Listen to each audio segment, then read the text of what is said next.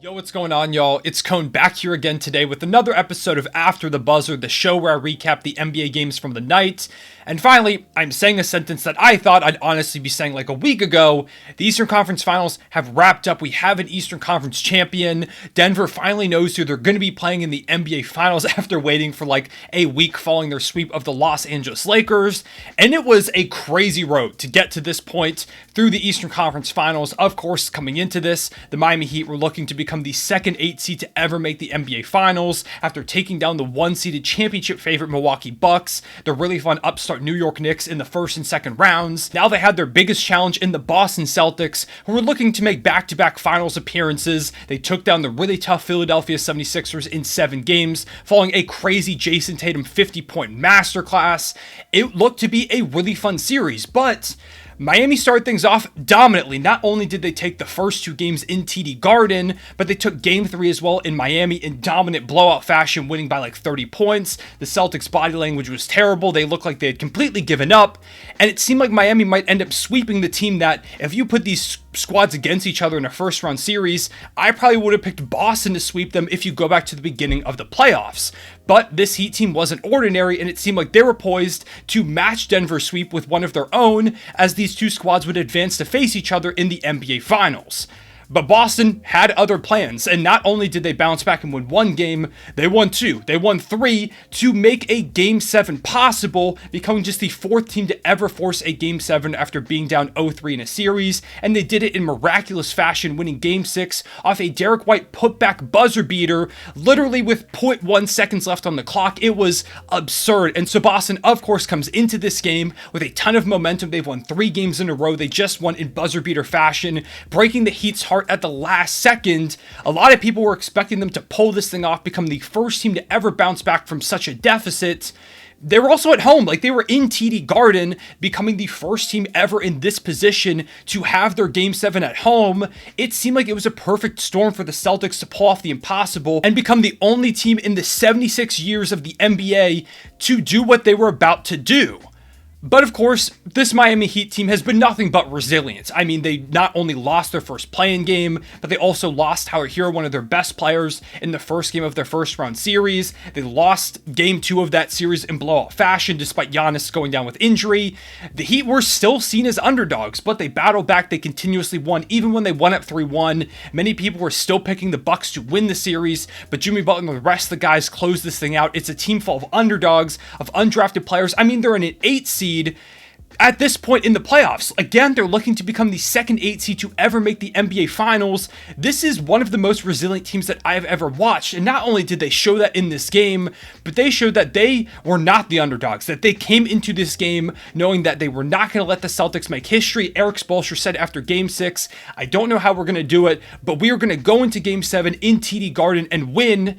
And that's exactly what the Heat did. Not only did they win, they won in blowout fashion. They won 103-84, winning by 19 points. I think they were up by as much as like 21 or so in this game. They were completely dominant. Everybody on this team showed up, had some role to play in some form or another. Jimmy Butler ends up winning Eastern Conference Finals MVP as Miami continues this miraculous Cinderella run all the way to the NBA Finals. Last year coming within just a Jimmy Butler 3 away from making it. Jimmy Butler said after that game in his post-game press conference, we're going to be right back here in this spot next year. And that was poetic because, again, they were in a Game 7 against Boston, and this time they got it done. Like I said, Jimmy ends up winning Eastern Conference Finals MVP. Very well deserved from Jimmy Butler. There was another guy that many people picked to win it that we will talk about in a second, but first, I do want to give some credit to Jimmy, who did have his ups and downs throughout this series. Of course, he's still dealing with that ankle injury a bit, which in this game again showed up. He seemed a bit hobbled at times. A couple games ago, in fact, the past few games, he's really seemed to be dealing with that. I think there's also just some fatigue from playing such a grueling playoff run so far where he's played a ton of minutes. He's been the go-to guy consistently. He's going to get tired at some point, and you combine that with just incredible defense from Boston a number of games in this series between Derek White, Robert Williams at the rim, Al Horford, Jason Tatum, everybody in between played phenomenal defense on Jimmy Butler, and so he did struggle a bit at points in this series, but overall he was amazing in this game. He played put up 28 points to go with 7 rebounds, 6 assists, and 3 steals, shooting 3 of 7 from deep and 12 of 28 from the field. The efficiency wasn't the best, but it's a Game 7. These are always really ugly matchups. It's very rare that you see great efficiency in a closeout Game 7 in an Eastern Conference Finals like this. So I don't really think it matters that much. Plus, his defense was really solid in this game as well. It was one of the most complete games that Jimmy Butler has played this entire series, and it's the one that ended up clinching him the Eastern Conference Finals MVP, just continuing to build his legacy as a Heat legend, as one of the most fun and exciting players of this recent NBA stretch. I mean, Jimmy Butler is one of the names that I truly think is going to end up going down in history as a guy that many people looking back might not realize just how good he is, but if you're watching him here in the moment, what he's done over the course of this run, the way that he's led this Heat team from 8 seed, from losing their first play-in game to now NBA Finals, it's miraculous. It's so commendable. I have become such a big fan of Jimmy Butler over the past few years. I've never been a bigger fan of his game than I am now. I'm really excited to see what he does on the biggest stage in the NBA Finals for the second time in his career, the second time in the past few seasons. So shout out to Jimmy Butler, who continues to establish himself as one of the best players in Miami Heat history. Also want to give a quick shout to Caleb Martin, who was very close to taking Eastern Conference Finals MVP from Jimmy Butler, a sentence that would have stunned anybody that I told it to like a month ago, but he was phenomenal in this series while Jimmy Butler was a bit up and down. Caleb Martin was really the steadying force, and with Tyler Hero being down since game 1 of this playoff run, they've needed a really consistent score, and Caleb Martin has more often than not stepped up into that role, and again, he did it in game 7. He had 26 points, 10 boards, 3 assists, a steal. He shot 11 of 16 from the field, 4 of 6 from deep. He was amazing, whether it was turnaround jumpers, attacking the rim, hitting big threes. It felt like Caleb Martin just did everything in this game. He's also been really solid defensively all throughout this series. Just another undrafted success story from this Miami Heat franchise that seems to find incredible talents wherever they look. Their development is phenomenal, and Caleb Martin himself deserves so much credit for the way that he's worked on his game. He got cut by Charlotte a few years ago. He didn't quit. He stayed on it despite getting undrafted, despite, like I said, getting cut. He got to Miami, found a spot that worked for him. He's worked so hard to get into this position, stay ready, and not only did he become a rotation player, but he came this close to winning Eastern Conference Finals MVP over Jimmy Butler, over Bam Adebayo, anybody else in this roster. He ended up getting 4 out of the 9 possible votes. Of course, Jimmy got 5. So if one person changes their mind, it's Caleb Martin, out of all people, lifting that Eastern Conference Finals MVP trophy. It's the fact that he even got that close is just such an incredible story. So shout out to him, shout out to the Heat for bringing him in and developing him into this talent. Shout out to him for working so hard to get ready and for playing his butt off this entire series.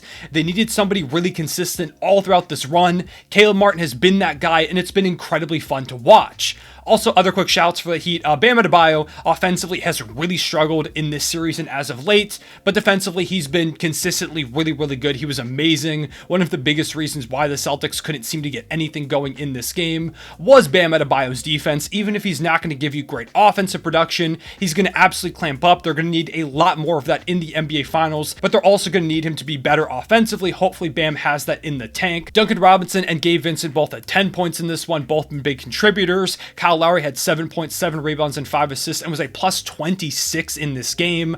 Just another story of the Miami Heat getting incredible production across the board. It's been amazing. Eric Spoelstra is the best coach in the league. He's one of the best coaches in league history. Been absolutely incredible, and shout out to the Heat for staving off the potential embarrassment of being the first team to ever blow a 3-0 lead, and they did so to advance the NBA Finals, becoming just the second 8 seed again to ever do so, which is such an amazing story. I can't wait to watch that Heat Nugget series. I think it's going to be a lot of fun. Again, you're going to get a full video breaking down that series in the next couple of days, and if you've got your predictions, let me know in the comment section below. Then, of course, we have the Boston Celtics, who came just a game short of the comeback, a game short of making back-to-back finals appearances, and a year that ultimately they'll probably look back on as a failure. And sure, making it to Game 7 of the Eastern Conference Finals is a pretty successful year overall, but as a team that made the finals last season and has made the Eastern Conference Finals a number of times, anything less than a title at this point for this group feels kind of disappointing. And there's a number of reasons why they lost here in Game 7, but there are two big ones. Jason Tatum and Jaylen Brown, who have been the best players on this team the entire season. They're both all NBA guys, but they each had some things go wrong for them in this game, and overall the team as a whole has inconsistency issues that we'll talk about a bit more later. But let's talk about these two guys first. let's talk about Jason Tatum, who last time he was in a Game 7 was against Philly, and he put up over 50 points. And who knows, maybe in a different timeline, Jason Tatum does exactly that in this game. But instead tonight, on the literal first play of the game, Jason Tatum goes down by twisting his ankle, and the rest of the night, he doesn't look like himself. Every play that he jumped and landed, he was grimacing. His momentum seemed kind of off. The jumper was not there. Nothing was right for Jason Tatum defensively. He didn't have his same lateral movement. It was clear that he was not 100% or anything close to it the entire night, and this is not an excuse. This is not why the Heat won and the Celtics lost, but it is a factor going into things, and it's just so unfortunate that after this entire miraculous comeback from Boston, Jason Tatum gets hurt on the literal first play of the entire game, and it hinders him from really ever being a major factor in this matchup. Meanwhile, we have Jaylen Brown, who with Jason Tatum injured, has to step up in this situation, and instead, he did the exact opposite, and part of that is because they were able to not play as much on Jason Tatum. They knew that he was injured, but Jaylen Brown has to be better than he was in this game. He finished with 19 points. He had 8 rebounds, 5 assists. Like, it's not a terrible stat line, but he had 8 turnovers, which is ridiculous. The rest of the team had 7. He had over half of his team's turnovers.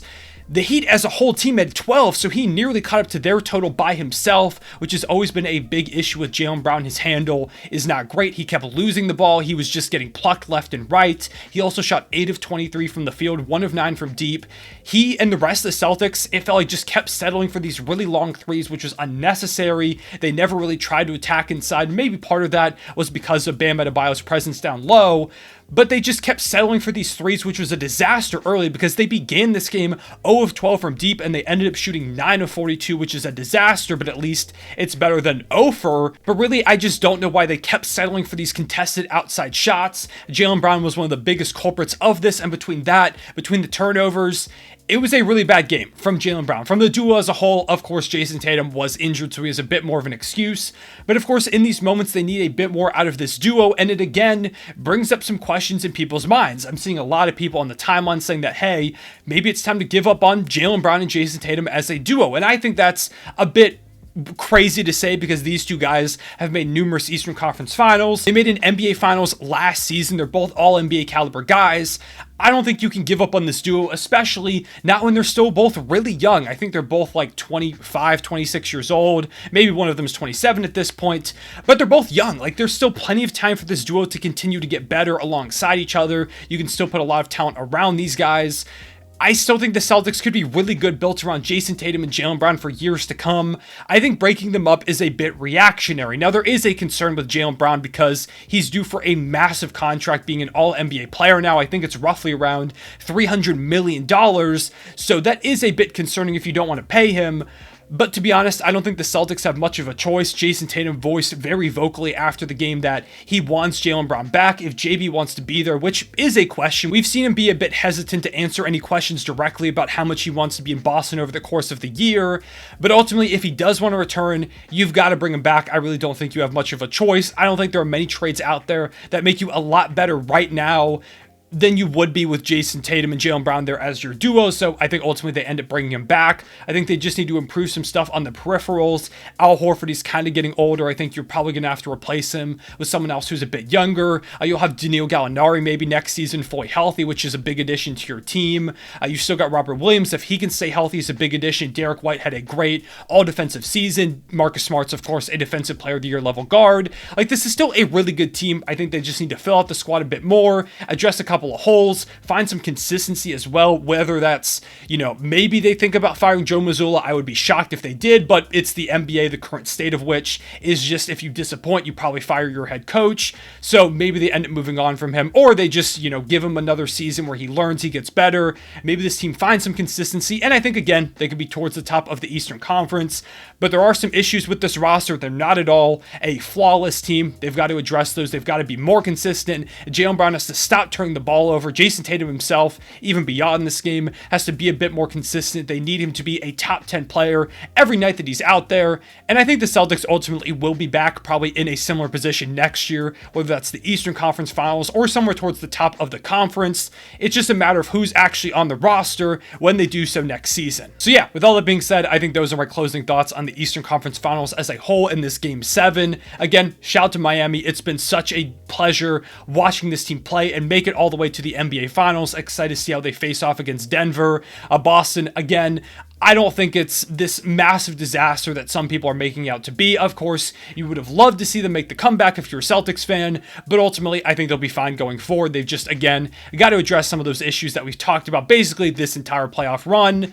And yeah, we're down to the NBA Finals. These recaps, there's at most going to be 7 more of these. At least there's going to be 4. So again, I want to thank y'all so much for all your support on these videos over the course of the season. I've got some fun stuff leading up to the finals. And of course, you're going to get game-by-game coverage of the finals here on this channel. So please make sure to leave a like and subscribe if you enjoyed. Hit the notification bell so you don't miss out on any of those future videos. I appreciate y'all watching. I'll see y'all later. Real one, say it back.